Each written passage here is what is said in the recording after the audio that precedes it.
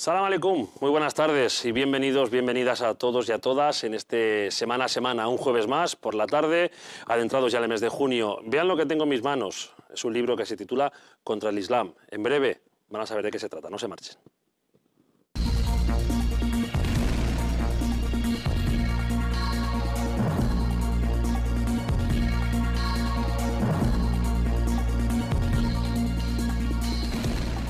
Bien, les decía, Contra el Islam es el título de este libro, un libro que ha escrito Laura Navarro. Yo antes de saludar a Laura voy a saludar también a mis compañeros y compañeras de mesa, que por supuesto, como siempre, hay que darles la bienvenida y agradecerles que estén con nosotros. Zubeida, salam aleikum, ¿cómo estás? Salam, bien, gracias por estar aquí como siempre. Ali, salam aleikum, es un placer contar contigo. El placer es mío. No te puedo decir otra cosa. Vale. Salam aleikum, Mohamed Asahaf. ¿Qué tal estás? Bien, ¿Bien todo? Bien. Me alegro mucho que estés aquí también. Gracias. Y una vez saludados los compañeros de mesa, tengo que, me vais a permitir que centre la atención con Laura Navarro, quien, tenemos que decir que aparte de escritora, es investigadora asociada de la Universidad de París 8 y también colaboradora del Comité de Naciones Unidas para los Refugiados palestinos. Laura, buenas tardes. Buenas tardes. Quizás a lo mejor todo tu currículum, hasta que te demos las buenas tardes, podríamos estar un buen rato hablando de ti. Como también mucha gente, ¿no?, que hace pequeñas cositas durante toda su vida, lo que pasa es que... Bueno, una aportación, tu libro, Laura, una aportación que como título tiene Contra el Islam. Antes, fuera de cámaras, hablábamos que esto quizás había llevado a una interpretación por parte de algunos lectores confusa, pero... Antes de ahondar un poquito en el libro, quisiera que me contases, por ejemplo, cómo te llega a ti esa inspiración. Creo que tiene un aire francés todo esto, ¿no? Sí, la idea de escribir el libro, que es un pequeño resumen de una tesis doctoral que defendí ya hace unos años, debe mucho a mi experiencia en Francia, porque yo en el año 2000 estuve allí como estudiante Erasmus en la Universidad de Saint-Denis, no sé si la conocéis. Era la única universidad francesa que daba la posibilidad de estudiar a inmigrantes sin permiso de residencia, a lo que luego hablaremos, los medios de comunicación denominan inmigrantes irregulares. Entonces, era una universidad llena de gente de diferentes países, muchos refugiados también, de la que aprendí un montón. Luego, además, viví en una residencia donde había muchos jóvenes que venían de las antiguas colonias francesas, tanto de África subsahariana como del Magreb, y me permitió vivir de cerca los problemas de exclusión social y de racismo que vive buena parte de la sociedad francesa y buena parte también de la inmigración.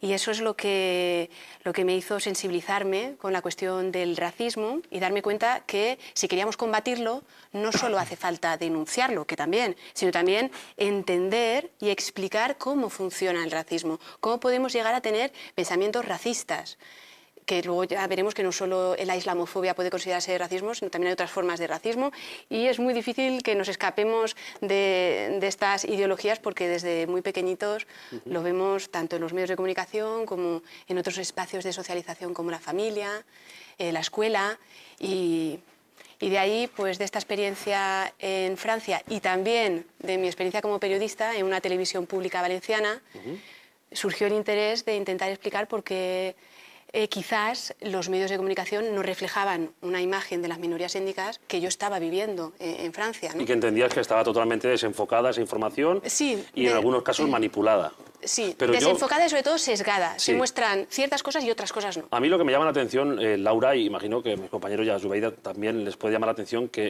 el tiempo verbal que estás poniendo es un tiempo en pasado, cuando, por desgracia, en la actualidad ahora mismo, quizás este mismo discurso que nos estás dando, este inicio de tu entrevista, lo podíamos extrapolar al presente porque estamos en la misma situación. Es más grave quizás de que haya pasado un tiempo y que se siga en esta sociedad manteniendo los estereotipos de los cuales vamos a hablar ahora mismo, y que quizás eso sea más preocupante, que no haya habido un avance notorio en la sociedad, y quizás al revés, el avance que ha habido ha sido en contra de este caso del Islam, que es como se llama el libro tuyo. Sí, ahora con la crisis hay estadísticas que están diciendo que está aumentando el racismo, porque una parte de la población española se siente con miedo, ¿no? Como ahora hay menos trabajo para todos, pues se culpabiliza todavía más a esa población inmigrante que también opta a puestos de trabajo, ¿no? Y sí que se ve que está aumentando el racismo, especialmente hacia la población marroquí, que históricamente en España ha sido también de los colectivos más rechazados. Claro, porque el estereotipo que se crea sobre el inmigrante marroquí directamente es como vamos a, con perdón de la expresión, el morito sin papeles. Sí. ¿Verdad? Es lo que se tiene siempre visto. Y eso sería bueno, el estereotipo paternalista, ¿no? Luego también está el estereotipo de la amenaza, no solo amenaza identitaria a nuestra cultura, sino también amenaza a nuestra identidad, también a nuestros puestos de trabajo y también amenaza social en general. A mí me gustaría preguntarle a Ali, a Zubeida o a Mohamed si pensáis que algún lector que desconozca el Islam, una vez lea el libro de Laura, pueda cambiar su opinión, porque muchas veces el desconocimiento provoca actos que a veces son involuntarios, pero en muchos casos son ofensivos. Entonces, quizás el desconocimiento de una cultura, en este caso de una religión, pues hace que uno hable de una forma como le pasó al señor Durán y Lleida, que había que echarle de comer aparte. Entonces, no sé, vosotros si tenéis algún comentario que hacer. Yo quisiera hacer, bueno, primero una reflexión. Yo tengo la esperanza de que alguien, engañado por el título, algún islamófobo, se compre el libro y, bueno, a lo mejor esto le puede hacer cambiar, ¿no? Sí, ya le ha pasado, o sea, sí. estaría bien. A lo mejor es una forma indirecta de llegar a cierto público, ¿no? Y ya hablando en serio, realmente yo recomiendo un libro que siempre me llama la atención, se llama Lingua Terti Imperi, la lengua del Tercer Reich. Se tradujo, era un ensayo de un lingüista judeo-alemán en el cual habla de cómo el régimen, el nacionalsocialismo, va cambiando la terminología y va adaptando el lenguaje para ir llevando a la sociedad alemana progresivamente a la idea de que los judíos son subhumanos y no importa, incluso es bueno deshacerse de ellos. Indudablemente lo que en los años 20-30 era el lenguaje hablado, la radio, en la actualidad es el lenguaje audiovisual, que ha sustituido en una gran medida al lenguaje hablado, ¿no? Incluso a la lectura, ¿no? Hay gente que para no leerse una novela dice voy a esperar a que saque la película o la serie, ¿no? Yo te quisiera ahora preguntar si ves un cierto paralelismo, una cierta programación, un cierto intento de programación de la sociedad europea no musulmana hacia el odio al Islam, o simplemente crees que los medios reflejan pues el mismo odio, entre comillas, natural o visceral de los periodistas, que al final son humanos, ¿no? Y muestran ese odio, o piensas que hay una agenda, una hoja de ruta para ir progresivamente llevando al común de los mortales de la Europa occidental a pensar que el Islam es algo negativo y que su extirpación de nuestra sociedad es nuestra única forma de sobrevivir como identidad? A ver, a veces pensamos, ¿no?, así, o una cosa u otra, ¿no? Y quizás siempre suele ser todo mezclado y muy complejo. Y puede ser que se den las dos cosas que me estás comentando y más todavía. Los discursos que luego analizaremos, que tienden a ser sesgados e incluso racistas, luego veremos qué entendemos por racismo, se deben a muchos factores. Por una parte, la formación de los periodistas, el desconocimiento del que hablábamos antes, también la ideología o los intereses políticos que puede tener el medio de comunicación en cuestión, la televisión o el periódico, pero también no solo esas ideologías pueden influir en ese discurso que beneficia a ciertas políticas, ¿no?, sino también las mismas prácticas periodísticas. En un informativo donde tienes, lo comentábamos antes, ¿no?, donde tienes a lo mejor una hora para documentarte, para entrevistar a alguien, para luego redactar, para luego locutar, ¿qué tiempo da para la reflexión?, ¿no? Si luego tienes que pasar también por ciertos filtros de el jefe de redacción, el jefe de no sé cuántos, y con esas jerarquías que se dificultan, la velocidad, hay que poner incluso en cuestión el modelo periodístico que tenemos, no solo la falta de formación de periodistas. Sería en general el tipo de periodismo que hacemos, que es muy criticable, ¿no? Claro, y que afecta no solo al tratamiento del Islam, sino al tratamiento de muchísimas más cuestiones, ¿no? Entonces, te doy la razón en todo lo que propones. Quizá también es un discurso que interesa a las élites políticas para legitimar las políticas de control migratorio, por ejemplo, o ciertas políticas bélicas en algunos países árabes, pero no solo depende de eso. Evidentemente, cada individuo, cada periodista tiene su responsabilidad y quizá pues falta también formación y, yo insisto, falta tiempo para reflexión. El periodismo de ahora, Bourdieu decía que es un periodismo de mercado. Entonces, en ese periodismo de mercado es muy difícil reflexionar y plantear discursos críticos. Sí, yo puedo entender esa reflexión de los periodistas que puede ser a lo mejor poca formación, pues no saben mucha información de otros países. Y me extraña casos de periodistas que incluso viajan, pero aún así mantienen las mismas ideas. A lo mejor puedo decir que eso no hay ningún problema, pero estando en esta situación y los gobiernos no hacen nada, ¿no crees que realmente hay un motivo para que el Islam quede con esa imagen? Motivo, por ejemplo, de, digamos, de desterrarlo o quitarlo de esa sociedad o dejarlo fuera, no dentro de Europa. Porque últimamente con los incidentes que se dan por todas partes, en Bélgica, en Francia, en muchas partes, pues te extraña que no se pueda hacer muchas cosas. Y yo puedo decir que incluso no hay, los poderes públicos no se sienten cómplices en esa situación. Entonces, ¿entiendes? Sí, pero ¿cuál sería entonces la pregunta? Si hay una intención realmente de dar esa imagen, esa es la pregunta que te quiero hacer. Si hay una intención por parte, por ejemplo, de los responsables, de los informativos, por ejemplo, ¿no? De los porque todos de sabemos que contenidos. también están manejados por otros poderes, o sea que aquí no hay ninguna independencia. Si hay una intención, ¿no? Sí, es la pregunta. Esa es la pregunta. A ver, como en los medios de comunicación no solo se engloba la televisión, la prensa escrita, radiofónica, sino también el cine. En el cine, por ejemplo, eso se ve muy claro, ¿no? Y eso también lo han analizado otros estudiosos, especialmente Gubern, analizó la historia de Hollywood, de la industria hollywoodense, viendo paralelismos entre la política exterior del gobierno de Estados Unidos y la evolución del cine de Hollywood, de la industria, porque en Estados Unidos también se hacen otras películas que no siguen al cine comercial de Hollywood. Pero es verdad que puede beneficiar y un ejemplo, puede haber un interés en ciertos discursos cinematográficos. Un ejemplo de esa intención que podemos ver o de esos intereses comunes entre la gran industria hollywoodense y el gobierno estadounidense es que justamente en 1989, coincidiendo con el final de la Guerra Fría, donde el enemigo ruso ya deja de ser el enemigo principal, ¿no? Las películas donde aparece el mundo árabe, ¿vale? Ya no son tantas esas películas que lo reflejan como un espacio para las aventuras y el exotismo, sino que pasan a ver más películas donde los árabes son terroristas, ¿no? Entonces ahí sí que se ve como quizás sí que haya un interés en mostrar o en acentuar más la amenaza de un nuevo enemigo. En este caso sería el enemigo árabe musulmán, porque sí que se ven muchas más películas donde aparecen terroristas árabes o fundamentalistas.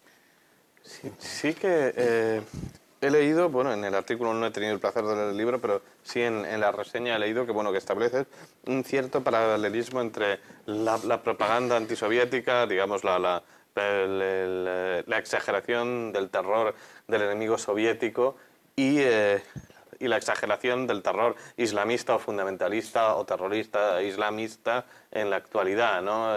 Realmente yo justo he tenido una percepción similar, mi estudio es más desde dentro, ¿no? En que yo creo que la metodología con la cual se intenta destruir al Islam es similar a aquella con la que se intentó destruir el socialismo desde dentro, ¿no? La exacerbación de las contradicciones, el intentar que el socialismo se viera entre dos visiones distintas del marxismo, ¿no? Es decir, ¿no ves que hay ¿tú cuánto paralelismo ves entre la destrucción del bloque del Este y la destrucción que intenta hacer no todo Occidente, ciertos sectores de Occidente del Islam, o su demonización, por lo menos, ¿no? Un paralelismo, perdón, no sé si lo veo. Lo que pasa es que, claro, te has centrado en el texto de la contraportada del libro, que intenta hablar solo de la parte cinematográfica. Pero en el libro yo me centro no tanto en un análisis geopolítico, sino en un análisis de los discursos y sobre todo en cómo el discurso dominante, no todos los medios, construyen un discurso racista. Tú antes me preguntabas si reflejaba o no, y yo creo que reflejar no solo reflejan, sino también construyen, y eso tenemos que tenerlo claro. Pero es cierto, Laura, que van construyendo imágenes que responden a ciertos intereses políticos y económicos también, pero también a los imaginarios sociales de los periodistas. Entonces, en lugar de centrarme en esta cuestión del paralelismo, sí que me gustaría hablar de qué entendemos por racismo, porque a ninguno de vosotros os ha chocado que yo utilice el término racista, ¿no? Bueno, popularmente, yo pienso que como ahora- estamos acostumbrados a sufrirlo y sabemos que existe, es que yo creo que aquí en España hay una creencia, no, en España no hay racismo, entonces si se habla de racismo choca mucho, pero como nosotros sabemos por experiencia que sí lo hay y mucho, pues quizá no nos choca tanto, ¿no? Yo creo que en El este hables de caso, racismo. Laura, y corrígeme si me equivoco, la sensación o digamos el efecto espejo que se ha conseguido gracias, entre comillas, el gracias a la divulgación en medios audiovisuales del Islam de una forma disfrazada con intención de dañar, perjudicar, mofar y demás, un efecto espejo el cual para el mundo musulmán significa el Islam es paz y fraternidad, y para el mundo no musulmán se ha convertido en desconfianza y de división. Es un efecto espejo que creo que como cuando nos miramos que lo vemos todo al revés, y creo que eso está conseguido ya, pero no sé si preguntarte, ¿crees que puede haber intelectuales en España o en Occidente, para no centrarnos solamente en España, intelectuales que tengan acceso a medios de comunicación y por ese tal motivo estén utilizando ese soporte de medio de comunicación para divulgar un mensaje incierto y sobre todo para, como dice Ali, para demonizar el Islam? Como decía Eduard Said, hay intelectuales que estudian para hacer propuestas políticas que interesan a ciertos políticos y quizás esos tienen más espacio en los medios, pero hay otros intelectuales que estudian para intentar entender mejor lo que está pasando, intentar entender mejor al otro y contribuir a la convivencia, ¿no? Como por ejemplo, pues antes citabas a Giovanni Sartori, podemos también citar a Samuel Huntington o incluso Bernard Lewis, que son grandes intelectuales que tuvieron grandes intelectuales en el sentido muy mediáticos y muy visibles, que claro, han tenido su espacio pues para hacer propuestas políticas que también les han dado mucho dinero. Muchas veces tenemos que ver quién financia a esas personas, claro. ¿no? Y el interés de esa financiación también. Sí. Yo me vas a permitir, Laura, pero discúlpame porque voy a hacer un par de propuestas a nuestros espectadores y espectadoras. Es quien quiera entrar en directo pues, para hacerte alguna consulta, alguien que haya podido leer tu libro, que seguramente que serán muchas personas, y quieran hacer alguna alusión al respecto, y sobre todo también dar paso a unos cortes que tenemos que seguramente te van a interesar mucho. Les voy a recordar el teléfono, es el 91-173-0251, si ustedes nos quieren llamar. Saben que están las líneas abiertas de semana a semana para escucharles y para facilitarles toda la información que podamos. Yo hacía alusión a unos cortes, en este caso vamos a recordar unos fragmentos de una entrevista que tuvimos con la gran periodista, en este caso una periodista de batalla, nunca mejor dicho, porque es corresponsal de guerra, además de mucho currículum que podemos citar, y es Maite Carrasco. Vamos a escuchar lo que Maite nos hablaba, en este caso, de la información sobre el Islam en los medios. Yo creo que los medios de comunicación estamos contando muy mal no solo las revoluciones árabes, sino todo lo que viene del mundo árabe y del mundo musulmán. Para empezar, hay mucha confusión sobre lo que es árabe y musulmán. La gente, por ejemplo, habla de Afganistán como si fuera un país árabe y para nada.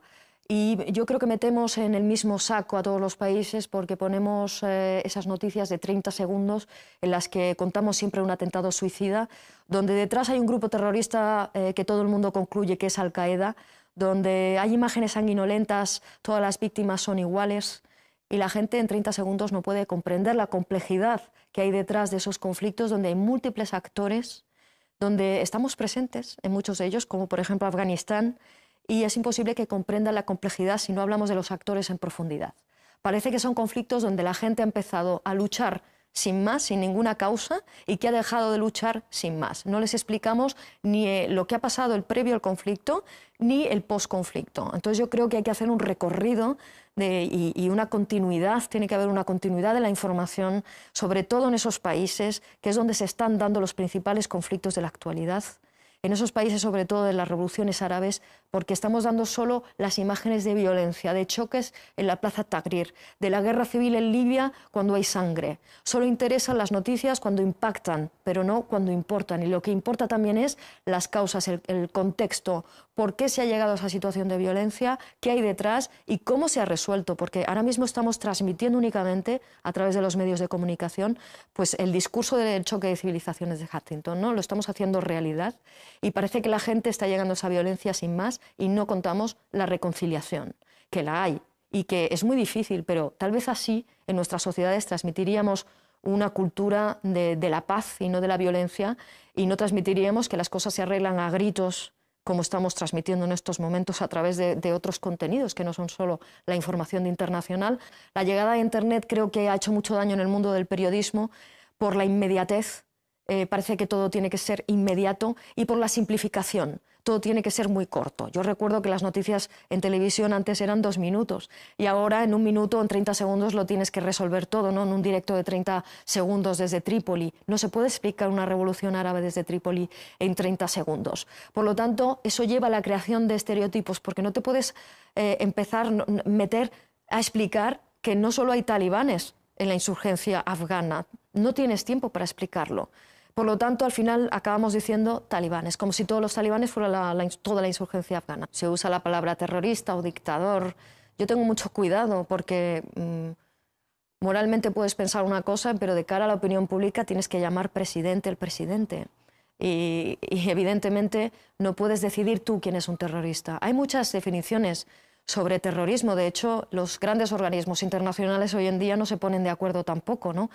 Normalmente pues, es aquel grupo que tiene unos objetivos políticos y que utiliza medios que llevan al terror de una población, medios violentos para aterrorizar a la población, pero tiene siempre un objetivo político. Y luego está también el terrorismo de Estado. ¿Practica el Assad un terrorismo de Estado? ¿Practican los rebeldes un terrorismo contra los otros civiles? En una guerra civil es muy difícil llamar terroristas a unos y a otros, y no nos corresponde a nosotros. Porque si te vas a Damasco o abres la agencia de noticias Saná, constantemente utiliza la palabra terrorista, pero del otro bando, si entras de forma clandestina, también van a llamar a los otros terroristas, porque están matando a mujeres y a niños. Laura, ¿qué te parecen estas palabras? Yo creo que más claro no se puede decir. Sí, ha dicho cosas clave, como es la descontextualización de muchas noticias, que siempre con la brevedad se pierde en explicar pues, las razones históricas, económicas y políticas que están detrás de esos conflictos bélicos que nos están explicando, y muchas veces parece que es el factor religioso lo único que explica, ¿no?, lo que está pasando. Yo quizás por añadir algo, porque también he hablado de las palabras, del uso de las palabras, se utilizan términos muy perniciosos, como por ejemplo hablar de guerra humanitaria, o el clásico efectos colaterales, pero también, si nos centramos en el lenguaje, hay algo muy importante, y es que desaparecen palabras. ¿Por qué ya no se utiliza la palabra colonialismo? Si buscamos en el diccionario de la Real Academia, la palabra colonialismo sigue teniendo una validez. La realidad colonial que viven muchos países está ahí. Entonces, cuando muchas veces tachamos una palabra de nuestro vocabulario, pues tachamos una realidad. Luego también, en cuanto a imágenes, en el mundo árabe muchas veces, excepto el momento de las revoluciones del 2011, que también es un capítulo aparte, pero en general cuando se transmiten los conflictos en el mundo árabe, sobre todo el conflicto de Israel-Palestina, aparecen grandes masas de gente. Y esto, a nivel semiológico, podríamos decir, ¿qué significa? Pues que se pierde la individualidad. Y como decía Edward Said, cuando vemos grandes masas chillando y no vemos individualidades, se deshumaniza o contribuimos a deshumanizar a esas personas. Excepto, eso sí, a veces vemos individualidades, pero suelen ser espectaculares. Una mujer con burka o un niño con una pistola o con un arma, pero en general suelen ser masas, ¿no? Y un aspecto muy importante, no solo nos tenemos que fijar en qué noticias aparecen cuando se nos habla del mundo árabe y del Islam, sino lo que no aparece. Claro, quizás ¿no? es más importante. Lo que no aparece. Ella ha dicho, pues eso, la parte de la dimensión histórica y política. También podrían hablar mucho más de la responsabilidad que ha tenido Europa y Estados Unidos en esos conflictos, ¿no? Recordemos que Estados Unidos, por ejemplo, apoyando a sus aliados, como Arabia Saudí y Afganistán, por ejemplo, ha apoyado unas visiones muy extremistas del Islam, ¿no? Y como incluso en un pasado todavía mayor, para que los nacionalismos árabes no triunfaran, pues apoyó a déspotas. Y ha seguido. Entonces, si eso se explicara mucho más, pues entenderíamos mejor, ¿no? Cierta frustración, por no llamar otra cosa, y en las sociedades árabes. Y otras noticias que no aparecen tanto, porque yo me gusta fijarme en lo que no aparece, son los movimientos por los derechos civiles o los movimientos artísticos que también existen. Por ejemplo, Marruecos y Egipto, que es lo que puedo conocer yo mejor. Pero bueno, si existen desde hace 20 años importantes movimientos feministas o de mujeres o femeninos, como queramos llamarlos. Y de derechos humanos. También reformistas islámicos, etcétera, claro. Que tienen un discurso muy interesante sobre el Islam, ¿no? En concreto hay feministas, las feministas postcoloniales, que sirviéndose de una interpretación feminista del Corán, pues dan la vuelta a los discursos machistas. Claro. De los jeques que controlan. Entonces, pues nada, para completar un poco el análisis del discurso informativo, pues... Me gustaría escuchar también el discurso de Mohamed antes de volver a escuchar a Maite y de recuperar un fragmento de la entrevista. Y cuando volvamos, me gustaría que nos explicases un poquito más y nos hablase más de la mujer musulmana, ¿vale? Como... Las mujeres musulmanas. Porque la mujer musulmana bueno, parece que la mujer musulmana, digamos, que es la referencia. Pero el lenguaje es muy importante y parece que... Vamos a pluralizar, tienes razón, las mujeres musulmanas. Mohamed, por favor. Yo quería preguntarte una cosa, ¿no? A mí estamos analizando, bueno, pues a nivel internacional, conflictos y demás, pero yo creo que hay unas carencias a la hora de hablar, de los portavoces. Cuando sucede algo en las comunidades musulmanas, ¿quiénes hablan y cómo hablan? Muy bien. Y es que esas personas refuerzan también a veces, sin quererlo, refuerzan ese estereotipo, ¿no? Sí, sí. Entonces, me gustaría que me explicases un poquillo...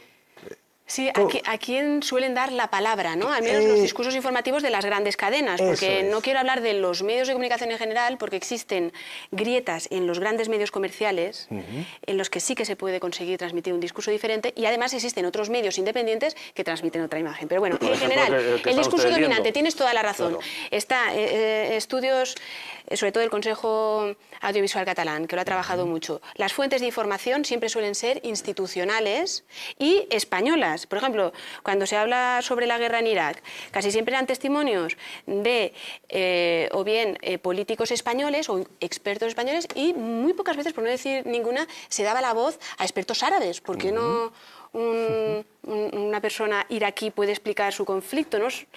Y eso lo contribuye a que lo sigamos viendo, o a que los espectadores españoles vean a los árabes más como objeto, más que como sujeto político, ¿no? Y en el caso de los inmigrantes es también muy interesante, ¿no? Cómo cuando se informa de la llegada de pateras y de personas que vienen de Marruecos cruzando el estrecho, muy pocas veces también se da la palabra.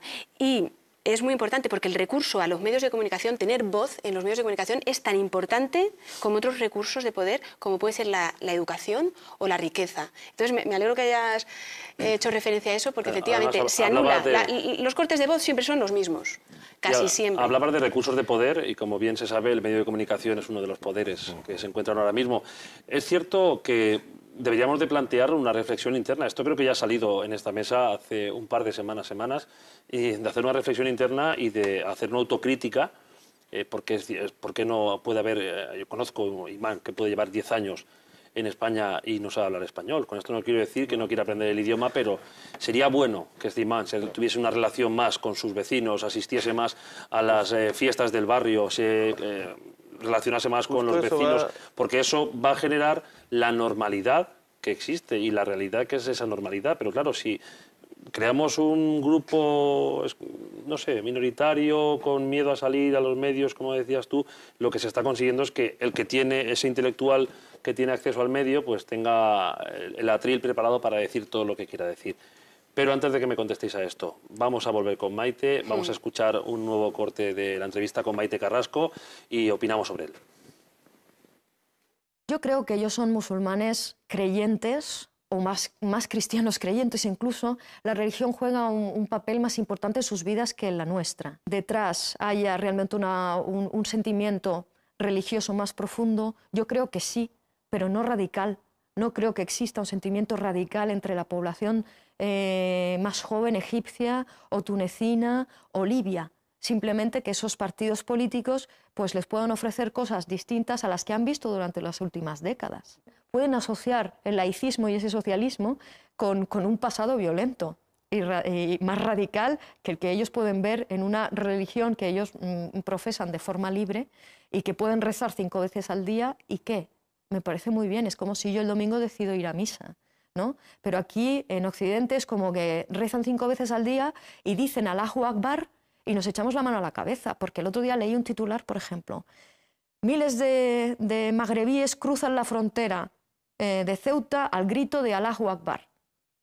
Entonces aquí la gente debe de asustarse, Dios mío, vienen a por nosotros, se los imaginan con machetes, ¿no?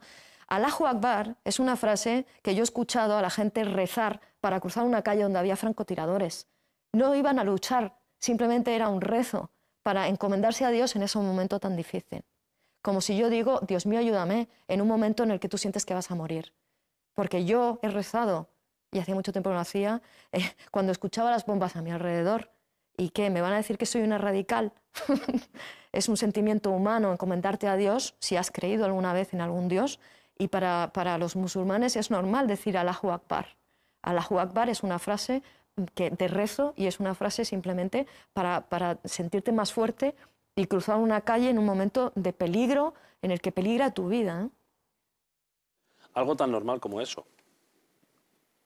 Laura, no sé qué más se puede añadir a las palabras de Maite Carrasco, porque dicho esto, aquí sí que ha sintetizado ella muy bien toda la información que quería dar en muy poco tiempo, cuando en este caso ella misma es quien critica eso, pero ella lo ha hecho sí, tan sí, bien, ha podido sintetizar muy bien, que lo ha sí. podido sintetizar, y quizás yo particularmente no le pondría ni un punto ni una coma, así que me gustaría que tú nos dieses tu opinión antes de hablar de las mujeres musulmanas. Sí, hace referencia a la importancia, ¿no?, que muchas veces desde los informativos, como suena tan sensacionalista las voces de Allahu Akbar, pues redundar en esa idea de que muchas veces las noticias se centran en ese aspecto religioso y culturalizan un conflicto que suele ser más político. Esto de culturalizar, ¿qué es? Que el acontecimiento en sí es explicado básicamente por motivos religiosos. Y eso en el tema de las mujeres musulmanas, por ejemplo, se ve muy bien cómo el discurso informativo tiende a culturalizar la discriminación, el gran problema de las mujeres, de la discriminación de las mujeres musulmanas en muchos países árabes. Porque esa realidad es, y hay que contarla, no vamos a negarlo. Lo que pasa es que si tú cuando hablas de mujeres musulmanas te centras solo en la polémica del velo, la mayoría de noticias donde aparecen mujeres musulmanas suelen ser cuando se trata de la lapidación, cuando se trata también el tema de la ablación, y cuando se trata también la poligamia, excepto el tema de las revoluciones árabes, que ahí aparecieron mujeres, y si queréis luego podemos incidir en ello, suele ser esta imagen de mujer víctima, sumisa y con velo la que aparece, la que representa la mujer musulmana, ¿no? Y, por ejemplo, si estos grandes dramas, como es la lapidación, se explicaran también con razones, aunque no diera tiempo, pues sí, vamos a sacar 3 noticias hace falta sobre el tema para explicar bien qué razones históricas hay detrás de esas prácticas intolerables, qué razones políticas, qué razones económicas. Seguramente muchos espectadores no asociarían la lapidación al Islam, y asociarían pues a falta de libertades, claro, a falta de derechos, a regímenes dictatoriales, a cómo las mujeres no acceden a la educación ni al mercado laboral, y no solo a cuestiones culturales, ¿no? Sí, pero lo fácil es achacarlo todo al Islam. Eso es el discurso fácil y rápido, que para un equipo de redacción de un informativo sensacionalista lo tengan más fácil en cuanto de, oye, esto no es toda la culpa del Islam, directamente.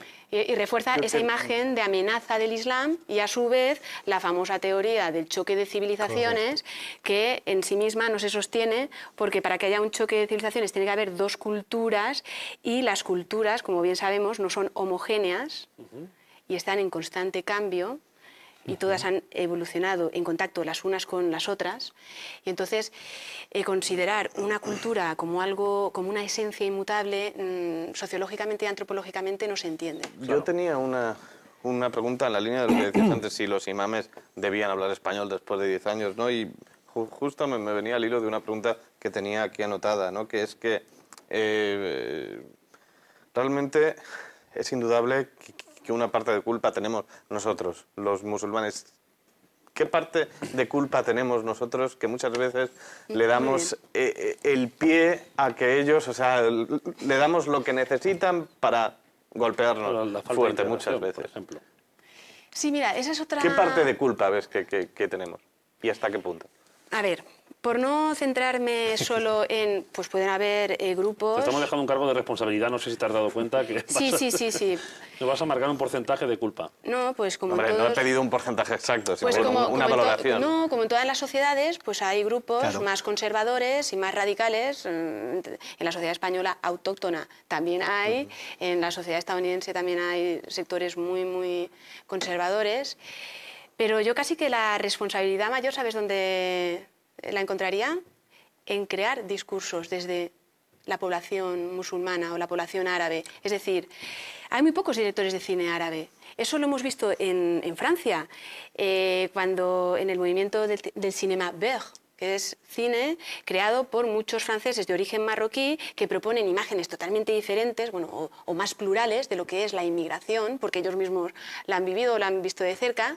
Entonces, yo veo ahí una responsabilidad, es decir, hay que participar y hay que mojarse más en el sector de la comunicación, crear películas, participar en los medios de comunicación, que se vean también más periodistas de otros orígenes en los grandes medios, ¿no? Y crear contenidos artísticos. Ahora, a través de Internet, se puede contrarrestar un poco ese discurso islamófobo mayoritario que podemos ver... Y te preguntaría una pregunta. Pero bueno, ahí se ve una responsabilidad, ¿no? Porque igual que en el cine hollywoodense, si quizás el mundo árabe tuviera un desarrollo económico mayor para poder pagar una buena industria cinematográfica, se podría compensar de algún modo el monopolio que tiene Estados Unidos del circuito cinematográfico. Totalmente de acuerdo, pero realmente una pregunta dentro de la pregunta, o sea, ¿tú piensas que es viable? O sea, que realmente si un grupo de musulmanes o una persona, imagínate un estudiante musulmán que accede a la universidad y dice voy a estudiar comunicación audiovisual para ser un comunicador audiovisual o director de cine, realizador, periodista, lo que sea, ¿no? ¿Tú piensas que una vez licenciado con su maestría, su doctorado, lo que sea, la sociedad le permite ser el mismo a la hora, o para llegar a los grandes medios o para llegar a las cumbres de su profesión va a tener que dejar por el camino no toda, pero sí una parte de las convicciones que quería defender? Va a encontrar muchos problemas y, de hecho, en los últimos años he estado haciendo una investigación sobre los problemas de discriminación que han vivido muchos periodistas, sobre todo periodistas marroquíes, a la hora de trabajar en medios generalistas y cómo la mayoría acaba relegado entre comillas, porque también hay programas muy, muy buenos, a programas dirigidos a población inmigrante. O bien salen del circuito comercial y participan en medios comunitarios, alternativos, y lo tienen difícil, pero cuando yo te digo participar en los medios de comunicación, no te digo solo que participen en televisión española, que también, sino que creen ellos también medios de comunicación y que participen, por ejemplo, en el llamado tercer sector de la comunicación. Me vais a disculpar un segundo porque antes de seguir con este tema, luego nos queda muy poco tiempo, Laura, llevamos un rato hablando contigo, el cual me parece cortísimo porque yo estaría encantado de estar toda la tarde. Vamos a hacer una pequeña pausa si es posible, si mis compañeros lo tienen preparado, porque vamos a retomar a la vuelta una forma divertida que nos tiene Laura preparada. Es un juego. Vamos a decirles que es un juego al cual les invito a que presten mucha atención. Volvemos enseguida, si tenemos preparado ese pequeño descanso, así nuestra compañera Zubeida también se va a recuperar. Volvemos enseguida, no se marchen.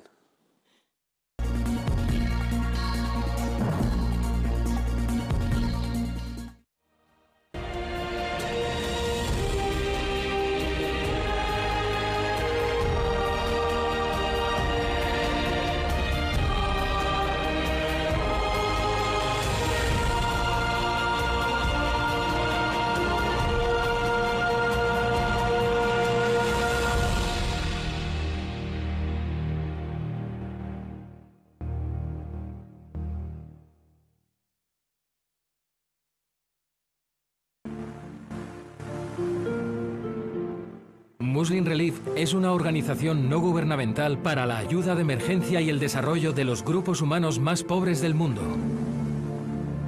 Muslim Relief trabaja por un mundo justo en el que las necesidades básicas estén cubiertas, garantizando una sociedad donde imperen la solidaridad, la justicia y el respeto incondicional por los demás. Muslim Relief tiene como objetivo ayudar, sin distinción de sexo, raza, religión o cultura, a las personas que sufren la pobreza, conflictos, desastres naturales o hambrunas. También tiene como objetivo desarrollar, a través de sus diversos proyectos, unas bases firmes y estables en la lucha contra el hambre, la ignorancia, las enfermedades y el analfabetismo e impulsar las capacidades y riquezas de cada uno de estos lugares. Después de años de dedicación, la perseverancia y el progreso en el desempeño de la labor humanitaria, Muslim Relief sigue esforzándose por promover los valores en los que cree: responsabilidad, profesionalidad, independencia, neutralidad, integridad y respeto.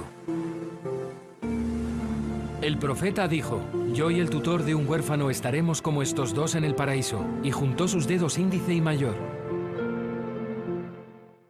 Actualmente, Muslim Relief apadrina en más de 22 países de todo el mundo. Desde Afganistán a Yemen, las vidas de miles de huérfanos se han transformado gracias a nuestros generosos padrinos. El programa de apadrinamiento de Muslim Relief os da la oportunidad de apoyar a un niño huérfano en Asia, África, Oriente Medio o en Europa del Este. Con vuestra ayuda, podemos dar a estos niños la atención que necesitan, ofreciéndoles alimentación, vivienda, salud, educación y apoyo emocional.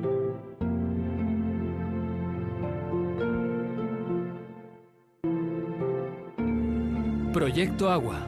Cada 15 segundos, un niño en el mundo muere de una enfermedad relacionada con el agua.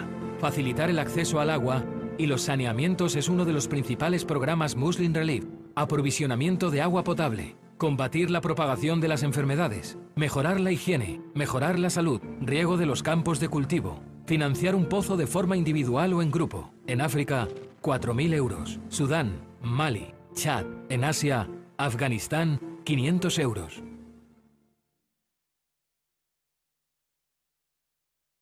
Cuidar y alimentar. Curad a vuestros enfermos con la bendición de la limosna. En muchos países en vías de desarrollo, las poblaciones siguen sufriendo problemas de salud y enfermedades que son consecuencia de la falta de medicamentos o la deficiencia o ausencia de aparatos sanitarios. Muslim Relief está trabajando activamente en el desarrollo de proyectos sobre salud y nutrición. Estos proyectos se hallan en una fase de prevención y concienciación entre las familias y las comunidades. Educación. El acceso a la educación es un derecho universal y fundamental. La instrucción y la formación de jóvenes y mayores están en el centro de cualquier estrategia para erradicar la pobreza. Es por eso que Muslim Relief lo ha convertido en una prioridad.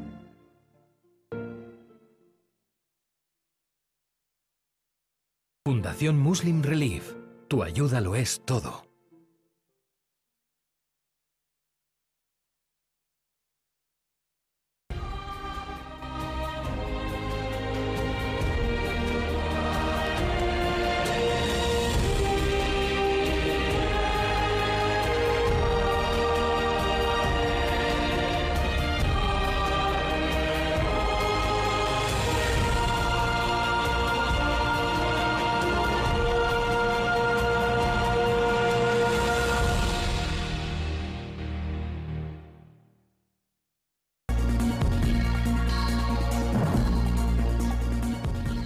Bien, como les prometí, estamos de vuelta y pues casi que estamos ya, como se ha dicho toda la vida en los medios de comunicación, en el Ecuador de este programa. Es una frase muy de libro que tenemos que respetar para hacer honor al periodismo puro y duro y sobre todo a la dinámica y a la metodología que se aplican en la televisión. Laura, estoy inquieto por saber lo que nos tienes preparado para ahora, porque, no sé, un juego ahora, quizás, sí, dentro del contexto del libro contra el Islam, ahora un juego. Sí, la verdad es que en este formato de debate va a quedar un poco surrealista poner un juego didáctico, pero yo creo que si los espectadores y las espectadoras prestan atención, sí, podrán sacar una conclusión interesante. Vamos a poner un vídeo con el que luego intentaré explicar cómo funcionan los estereotipos y cómo funcionan muchas veces nuestras categorías mentales y nuestra percepción de la realidad.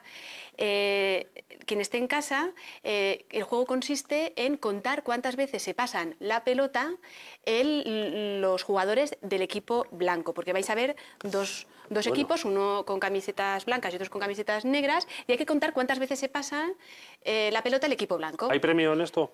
Sí. Vale. Hay pues un premio. Te invito a que seas tú quien dé paso al vídeo. Sí, pues vamos a verlo. Vamos a verlo. How many passes does the team in white make?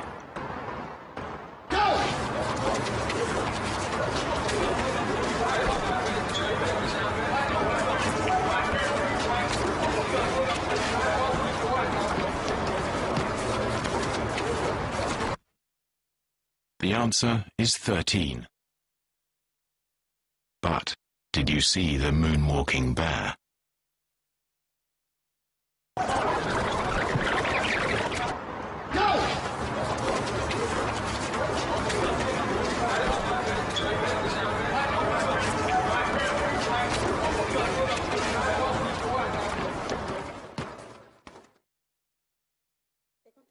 Sí, me contesta. Bueno, a ver.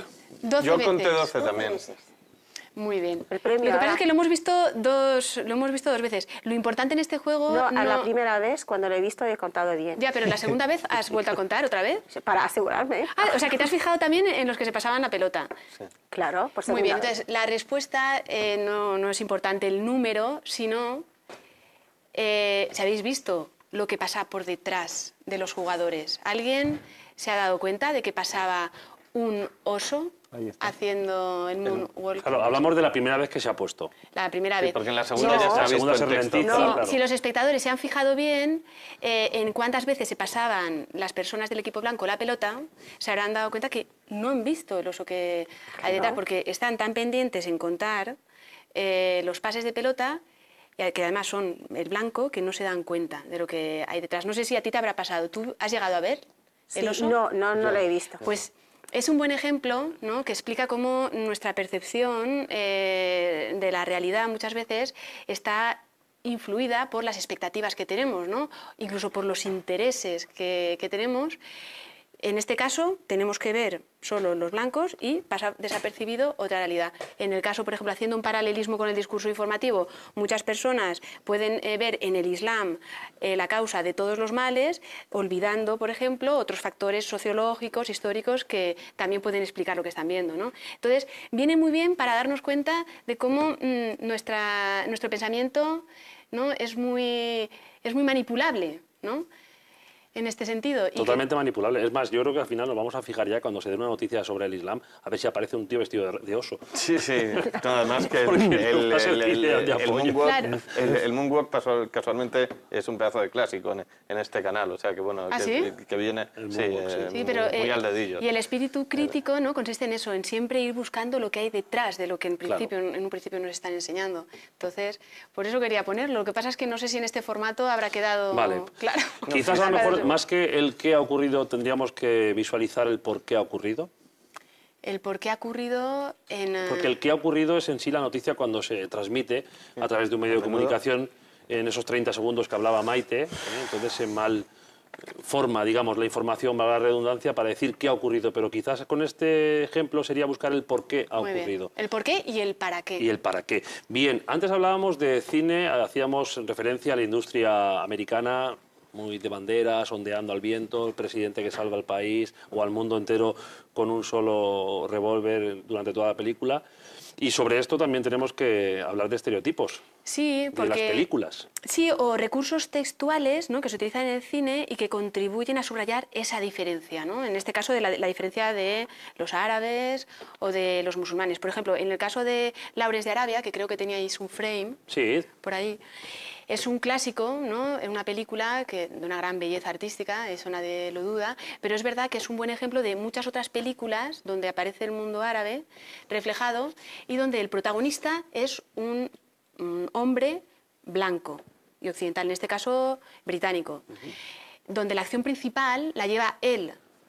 Y los personajes árabes que le rodean parece que es como que le siguen. Y esto es muy importante, ¿no? ¿Quién tiene el papel activo en las películas? Es como cuando analizamos la imagen de las mujeres. Las mujeres suelen tener roles pasivos. Y en este caso, analizando las imágenes del otro, pues también nos damos cuenta de que los árabes suelen tener roles pasivos, excepto el amigo del protagonista. Amigo sirviente. El amigo sirviente. Amigo sirviente que no deja de ser otro estereotipo más. Por ejemplo, en Indiana Jones, Saleh creo que se llama, el árabe que le acompaña siempre, sí que es simpático, no es el malo de la película, pero aparece muchas veces ridiculizado y casi siempre sirve para dar el toque tonto, humorístico, ¿no? Bueno, y aparte hay otra película también, Laura, que en esto pues tú tienes mucha experiencia, que nombras, y que es la de Estado de Sitio, una película donde se enjaula, ni más ni menos, a todo aquel, ya no musulmán, sino con apariencia musulmana. Ahora yo quisiera preguntar qué apariencia tiene un musulmán.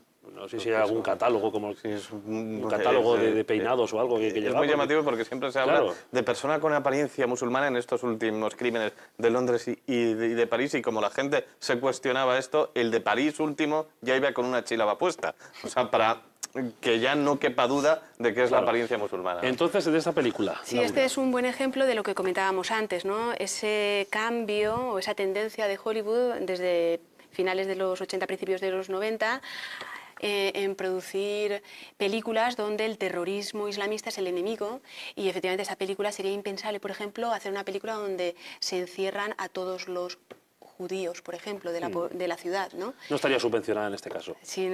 O de otro colectivo, incluso del colectivo hispano también llamaría la atención, pero sin embargo en un colectivo musulmán pues parece que es comprensible, no llamó la atención, aunque sí que recibió muchas críticas. Claro, es una película que Esto me- emplea, esto me recuerda emplea al chiste mucho. del peluquero, ¿no? El chiste.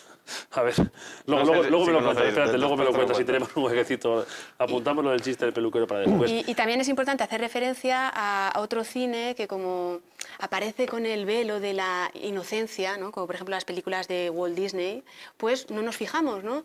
Y también es verdad que reproduce muchos estereotipos racistas y clasistas y sexistas Sí. también, en el caso de Walt Disney.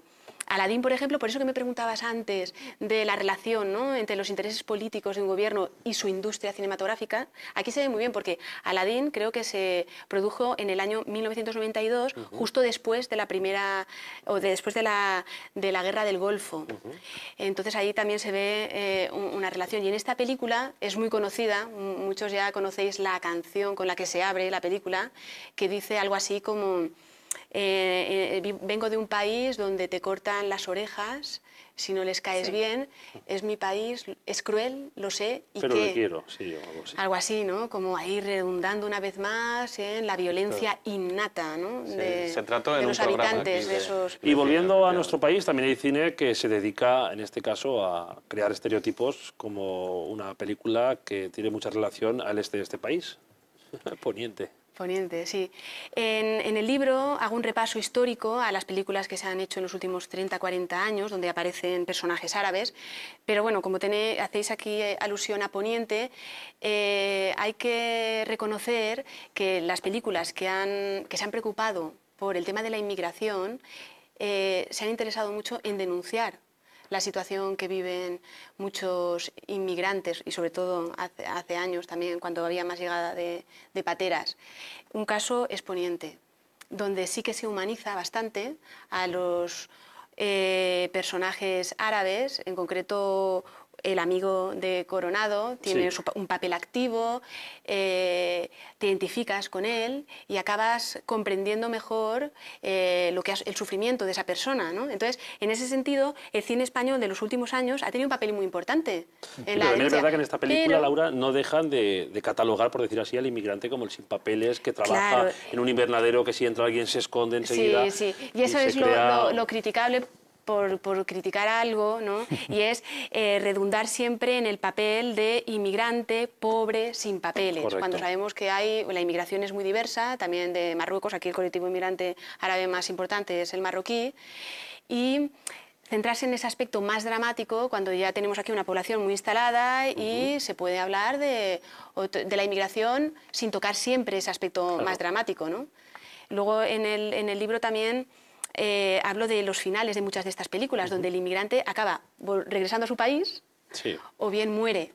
Entonces ese final narrativo también redunda un poco en esa necesidad o sentimiento de muchos de los expulsamos y me quedo más tranquilo. Pues quizá un final donde sí que se quedan y vamos a convivir con ellos, pues también sería interesante. Aunque insisto, el libro, como es del 2008, no aparecen las últimas películas, que tengo que reconocer que 14 kilómetros de Gerardo Olivares y Retorno a Hansala son dos películas que por fin se interesan por el contexto de Retorno donde a Hansala vienen. es una película muy buena que Sí. tocaremos un día para que veáis la diferencia en cuanto a la argumentación de unas a otras. Sí, y los directores nos llevan al contexto de donde vienen y entonces entiendes mejor por qué vienen. Y sobre todo aparecen personajes femeninos, Sí. que ya era hora, Ya es que importante. hasta entonces no salían chicas marroquíes ni chicas, en el caso de 14 kilómetros, subsaharianas. Ni mujeres musulmanas en lo general. Nos queda muy poco tiempo para mantener esta grata conversación, porque más que una entrevista le llamo una conversación contigo que espero y te deseo, inshallah, que en otra ocasión puedas estar aquí con nosotros, de verdad. No sé si tenéis que matizarle algo, os Yo gustaría quiero decir algo. darle la oportunidad de que explique su concepto de racismo, aunque sea muy... Porque sé que le quité la oportunidad Sí. antes sin No. querer y me siento culpable. ¿No? O sea, tu Depende concepto cómo de vamos de tiempo, si no Bien, decimos... todo es cuestión. Un minuto tenemos. Pues Yo creo que un minuto para ti es poquísimo, Laura. no, pues nada, en un minuto, pues nada, menos detallado, pero sí A lo Maite Carrasco. lo básico, A lo sí. Maite Carrasco. Estilo periodístico, ¿no? Hay que sintetizar demasiado a veces. Yo creo que muchos de nosotros tenemos en mente el racismo, ¿no?, como aquella ideología, aquella creencia que considera que hay razas inferiores y razas superiores, ¿no? Pero aunque sigue estando ese racismo, que además yo a veces me lo encuentro mucho en charlas. El otro día fui a una charla y hablábamos de la población gitana y una dijo, sí, es que los gitanos tienen la música en los gérmenes, quería decir en los genes, pero existe esa vinculación de que por la sangre o por lo biológico nos condiciona nuestra personalidad, ¿no?